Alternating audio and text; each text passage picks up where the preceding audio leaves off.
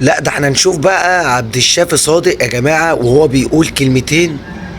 الحقيقة الواحد مش عارف الناس دي بتجيب الكلام ده منين.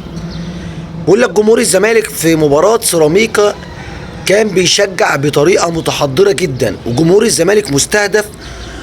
وطبعا قال الكابتن شوبير قام بالادعاء على جمهور الزمالك والمفروض يتم محاسبته. تعالوا نسمع. يبقى المستهدف مين؟ جمهور الزمالك. جمهور الزمالك حضراتكم كان يشجع في هذه المباراة بشكل حضاري، تشجيع، بيشجع فريقه، فرحان بفريقه، سعيد بانتصاره، سعيد بأهداف اللي سجلها ناصر ماهر ومحمد شحاتة.